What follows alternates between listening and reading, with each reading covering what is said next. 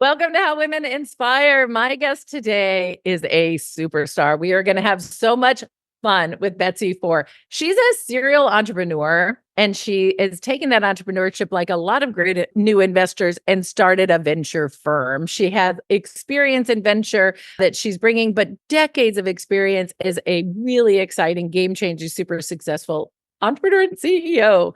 She's the founding partner and managing director of Velveteen Ventures, investing in children and the planet for the next 7 generations. Previously, she was the co-founder and CEO of Tiny Organics, which a lot of us have used for our family and our babies. Prior to that, she founded Wonder Woof, the first dog activity monitor and app. Before that, she built Mind Candy alongside the current founder of Calm in London. Betsy, my goodness, this is such an amazing, so many beautiful products and solutions for all of us. You are so creative. Turtle Mountain Chippewa is your community and your first Native American to raise a Series A, having raised over $20 million to date. And you've founded the nonprofit Natives Rising. I know this is a huge heart effort for you and so important. It's now the largest community of Indigenous technologists and founders representing over 200 tribes. My goodness, you are just such an important national treasure. You are also an investment partner at a VC firm, X Factor Ventures and Long Jump Fund. And Betsy serves on several boards and is an entrepreneurial ambassador for the U.S. Embassy to other countries. And I know you're just about to go be on a magazine cover. I'm so honored to have you on this podcast. Thank you for coming today. Thank you so much, Julie. It's such a joy to share your energy. And yeah, it's just a delight to be here. And you've been such a support of me and community. And I'll go into it a little bit more, but we've co-built the Native Women Asset Manager Group together with only a dozen of us in the nation, right, of Native women who are deploying capital. So I'm just so excited to dig in with you on it all and grateful for you. I learn so much from you all the time. Your combination of entrepreneurial spirit and the spirituality with it. I know right now you're literally in a meditation retreat, and your ability to sort of bring all of that together as a whole woman and a whole committed leader in the community is just stunning. Let's do something fun though, because I know you're super fun. So do you have a favorite song that is your go-to on the days when you need to lift up or when you want to celebrate? Absolutely. So I'm an old soul, Julie. I actually had my family down for our annual reunion from Turtle Mountain. And my auntie from the reservation asked me, is this the type of music that you listen to all the time? Because it's from the 70s. It's from her era. And so my go-to song is Redbone, a Native band, Come and Get Your Love. Right? Because it's literally all about that. It's all about coming to get the love, sharing in the love and the joy. And so that amps me up. You're the kind of leader that everybody talks about, that person who's centered in community and love and family. And from that stems all this crazy, beautiful innovation. So how did you get that entrepreneurial spirit? Like, where does that come from? Not very many people can come up with all these different company ideas and really get so successful at it globally. Yeah. And I'm so grateful because of the love that I was raised with from my family. I think, my parents never treated me any different than my brother. I was the one out tinkering in the garage with my dad, building motorcycles. They always told me if you can dream it, you can build it. And so I'm just a builder at heart. And I think we're all creators, right? We're constantly creating. And for myself, it was trying to create the change, right, that I wanted to see in the world. And I think growing up, I saw my Uncle Stuart, who had an auto body shop on the res. And I thought, here's someone you can make something out of nothing. You can build, a company, a business, right? And I definitely I didn't know what venture capital was. I never saw a venture backed, right, native founder. And most of us never did now. Yeah. Yeah, exactly. Yeah. So you got the inspiration from just a beautiful family and entrepreneurs in your midst, right? And have now sort of taken that to scale though. No, has anybody in your family built like a global company like you have? Like you're certainly. Oh no. Yeah, I'm the first person in my family to go to college. So yeah, I think for myself, it was seeing that hard work ethic. My dad's always been the builder. My mom went back to school after she raised my brother and I. And I think just the giving and caring nature, right, of understanding very early on that to make an impact in the world, it's that reciprocity. It's about the gift. It's giving. Sure. And so I was definitely raised with that mentality. My head swirls about all the challenges of sort of being the very first, the ceiling breaker, and doing stuff that very few women, period, have done. What would you say were some of your biggest learnings and takeaways as a founder and CEO? Oh my goodness, there was just so many. I mean, I often reference Robin, who wrote the book Braiding Sweetgrass, because, she's an incredible scientist, but she felt she had to, in some ways, be part of that westernized community in the way of like thinking to then almost arrive and come back to your indigenous roots. And I feel like so much of my career has been trying to be out there doing the thing that I saw every man around me doing, right? I was the first woman in the pet wearable space when I initially launched my first company almost 17 years ago. And then to be, prior to that, to be the first woman in my toy invention firm, right? I think I never thought about it. I never thought about being the first. And I don't often like to talk about it either, right? Because it's Probably just your like, superpower, right? That you don't think yeah, about that. Yeah. exactly. Right. Wow. Right. You let that goodness just flow to you in terms of putting that energy out in the world that you want to see, and that spirit of change. And I think a lot about, how the fact that I've been given this great gift to then be able to pave the way, right, for other in the reason I founded my nonprofit, which I know we'll speak about as well, Natives Rising, because how I got my start with that pet wearables company was a 50K grant. I didn't have access to friends and family around or know what venture capital was or anything like that. So now I'm in the business of deploying 50K grants through other native founders who have either raised or done more than $1 million in revenue. We're getting to gift them to then give it to the next generation of native founders, right? So putting the power back in the hands of community and with our people. And so I think for myself, it was just an opportunity at that point to say, I'm going to change the game. I'm going to be on the other side of the table. I'm going to make this happen. Well, I mean, there's so few people building $1 million companies, period. Like that in and of itself is such a big milestone. And then to know that they get that infusion of cash from you, but probably also a lot of visibility and networks and advice. And absolutely. What a gift to the community to have you sort of saying, hey, get to this point and I gotcha. Yeah. That's amazing. Yes. So you've been a serial entrepreneur and super successful selling your companies as well. When did you realize you wanted to get into this financing business, whether it's the grant side of it or the investing side of it in venture? I think it was like the journey, it was a build up to that point where I realized all my learnings I could use for good, right? Because a lot of times I talk about the founder journey of being like death by a thousand cuts, right? In every direction, just trying to make the thing work, And I did build my first company into a multi-million-dollar business, but I was able to build my second company to over $13 million in revenue in the first 2 years. And a ton of learnings came from that speed of venture-backed growth that I wanted to then be able to bestow, right, on others to like learn from that part of it, of how you build a company from literally nothing, just a dream, right? It's the reason I call my venture firm now Velveteen, because my grandmother got me a plush rabbit from Goodwill when I was little that I believed if I loved him enough, he'd be real. But that's what founders wake up and do every day, right? We believe that, okay, if I love this thing, this idea, this thought, right, and I pour enough love and care into it, it is magic, right? It will be real. And I want founders to know I understand that. I've done that 3 times over now, and I'm along for that journey. So I think, yeah, for myself, it was really, yes, the financing part is interesting to me and I've learned to love it. But I think more than that, like for instance, I spoke at the Raven Indigenous Capital CEO Summit last month, and the topic there was money is medicine, right? If we could view money as medicine in a way that it can be a gift that keeps giving, it's a totally different view that I'm so excited to kind of help founders take on and really build generational wealth for the first time ever in their communities or their families. Yeah, so a lot of motivation there too. So back to this raising capital. I mean, you can count on a couple hands how many women have ever raised a Series B. Certainly Series A is really tough and you have to pitch a lot.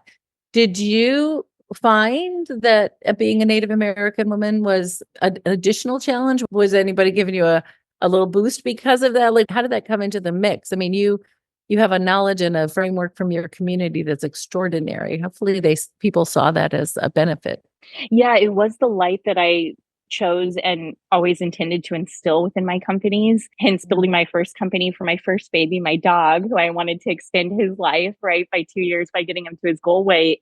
And then my second company I built for my first son, Sebastian, because I thought the greatest gift I could give him is love. But maybe the next greatest gift would be a love of vegetables, because from the very first bites, right, so he could learn how that kind of lights up your brain, sets you on this path of really health, right, and longevity as well. And one of the ways I was able to incorporate my Indigenous roots was by having my cousin, Chef Corey Azure, create the first ever Indigenous baby food recipe direct to consumer on the market called Three Sisters. And what we did is we sourced the ingredients from the res. We were able to actually work with and create pamphlets with children, right, to tell the story of how these crops work together harmoniously to create this gorgeous recipe that is so delicious, right? And I think about, in a lot of ways within our tribal nations, it is storytelling, right? And for a child, this is how we relate. So I think I've just done that by being my authentic self in terms of incorporating this into my companies. If it doesn't come up in the investor process, which normally it wouldn't in terms of your background, right?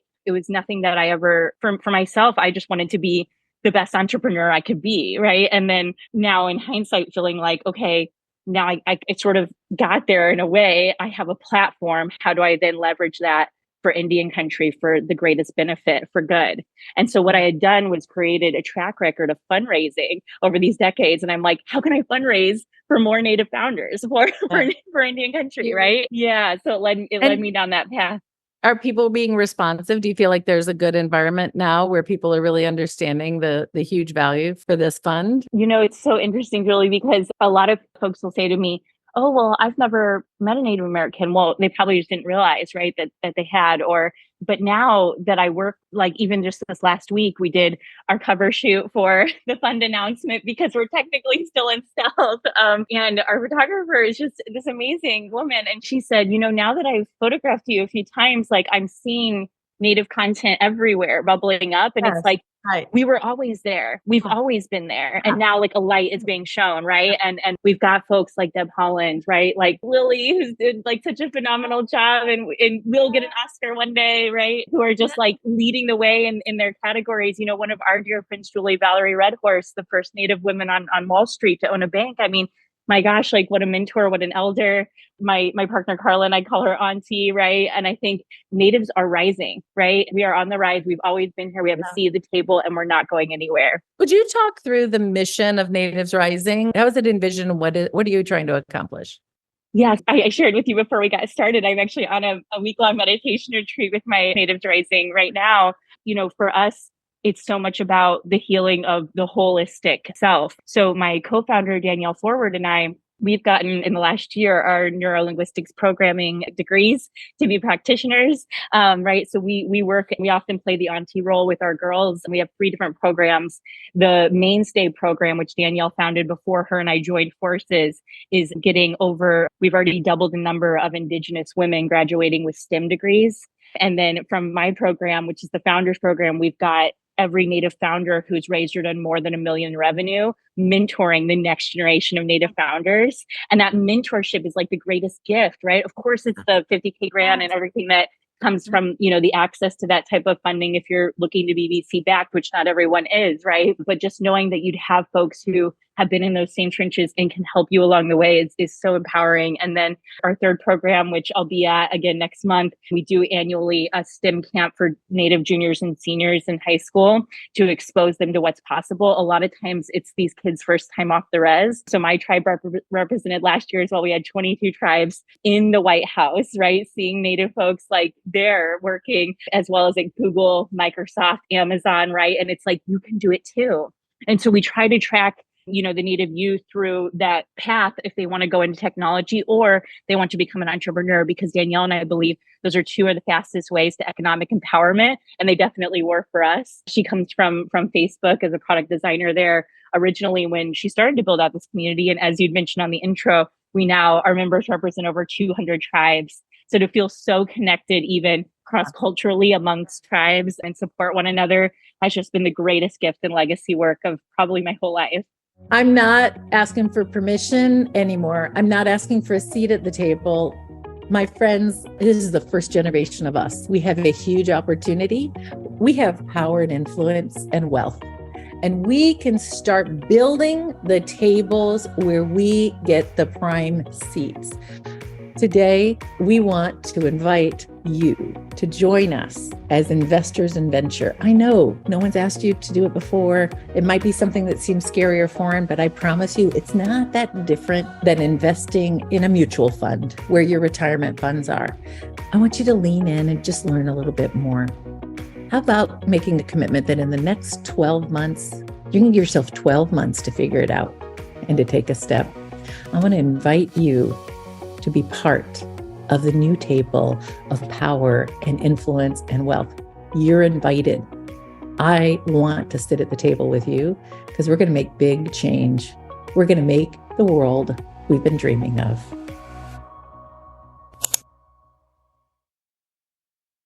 Oh my God. You are hitting so many different threads that all contribute to each other. You get the kids on the right path. It's absolutely beautiful. And you also have written a book called Your Deeper Inner Why. Would you talk a little bit about your book? Yes, I'm still writing it right now. I won't mention the publisher yet, but you'll know who they are and we'll launch next year. But, for me, when I went through the journey of entrepreneurship in particular, I realized that it's not what you do, it's why you do it. Right. So even though what you do matters, why you do it matters so much more. And I think in some ways it was like innate in me that I was always building things that really helped my family and my life. And I wanted to help others through that. But when I think the historical path to entrepreneurship or even venture capital, it was almost like a single bottom line. Now that in the new world, I don't believe that exists, right? I believe it's a double, a triple, quadruple double line, right? Where you're able to see like the different returns on how this is actually impacting the planet, right? How it's impacting the next 7 generations and so forth. And so, when I think about my future and what I'm getting to build now with my fund, it's like full circle where we're really coming at it from that perspective. This is all part of that deep inner why. And every company that you started is so values aligned. You've got such a beautiful story of how you envisioned it and because of love, which is just so full circle in every possible way. So what is your vision about how all of us can have that aha moment? Oh, Native culture and value is everywhere around me. How do you think that we can influence even corporate America? And how can we integrate the celebration of acknowledgement of value of Native communities in a bigger way? Yeah. Maybe. Yeah. For Yes, all absolutely. people listening on this call. Yes. And so I think, there's quite a few organizations that are trying to collaborate with the large companies like we are, right, in the technology space. And I think in particular that offers like just an abundance of options, right? For especially that we can work remote now. So people did need to work from their reserve, right? They can also get that access. But I'm just seeing, it's so thrilling. Even at my tribal college just today, it was announced that we got $1 million grant for our cybersecurity unit, right? Because it's becoming one of the best in the nation. Actually, the number one of all tribal colleges is Turtle Mountain for cybersecurity now. So I think, we're seeing such a rise in terms of just that access, the opportunity. And I think, especially in the current administration through Deb Haaland, we've definitely seen, kind of a reclaiming and a reconciliation the way that Canada has done it really and, kind of setting the tone around what that looks like and the acknowledgement of it. But what we seek to do in Natives Rising is really around education as well. And that's from the founder side, right? Like, cause we didn't want to start a VC fund out the gate because it was like, we need to educate first. What is evaluation? How do I, raise this capital and get access to that? I think there's a lot of education happening, but in terms of the bigger companies partnering, we have some of the biggest companies as our investors, right, that have partnered with us and then take on some of our students as interns to create a pathway to that opportunity for the economic empowerment. That's just been gold. Yeah, to be able to have that because it's all around the networks as well. So yeah, very, very much feel like if you can partner with some of these organizations that are really focused on community and built by community, I'm very proud to say that every person on our Natives Rising team, including our entire board, is Native. I don't know if that's the case for any other organization, honestly. So it's like it just worked out like that. But we're very proud of that and just like really trying to shine a light and pave the way. Yes. I don't know how, I don't know. Yeah. To me, that's sort of almost like a no brainer. That's the way it should always be. So I just want to say you are exactly the kind of leader that all of us are looking for, a values aligned leader who understands ecosystem change and is leveraging all your beautiful success to inspire and support others. And what a gift to be your friend, be able to share your story with people that are listening today. Can you give people a couple actions that they could take to either support your work directly or indirectly? I know we're all going to buy your deep inner why as soon as it comes out, but what else can we do as an audience? Thank you so much, Julie. And I cherish our friendship as well. And so grateful for your energy and yeah, love really to all women and communities here. I think for myself, I'm giving a TED talk next month on your deep inner why on my book. So I am excited about that. I think, in many ways it is, and you asked me about it earlier, but it's a new frame of thinking about how to build companies, right? So it's a business publisher that's coming out with, and for myself and my own journey, I found that that's kind of where I can fit in and allow it to really flourish, because when you build something that's aligned with your values, that's when you can create your greatest purpose and live your most authentic in your highest state. And so I think, yeah, for myself, I just want to help people along that journey. If you do know of, for us, we're always trying to get the word out about the Native Rising STEM camp, right? Because we had what in Indian country is considered like thousands of applicants this year, but it was actually 230, right? But when you look at the numbers, it was just phenomenal for how many we received. And then we're even bringing 5 Native youth from Alaska. So it's like, oh my gosh. And Alaska Airlines is trying to partner with us to get them out to DC and stuff. So yeah, that's just been really thrilling. But yeah, any way that you want to, I mean, for myself with my fund,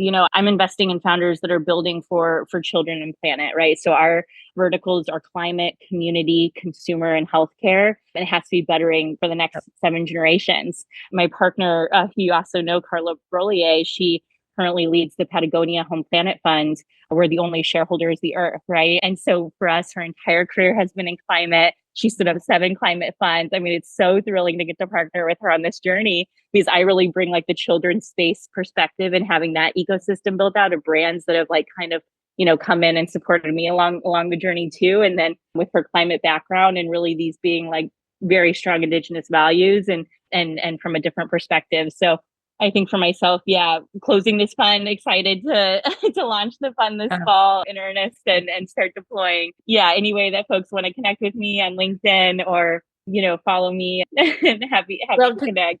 Listen, congratulations. You are the light for so many of us. And I would just want to tell you, you are everything a leader should be and someone to aspire to. So thank you so much, Betsy. Enjoy the rest of your meditation and your retreat. And I can't wait to see the fund live. Thank you so much.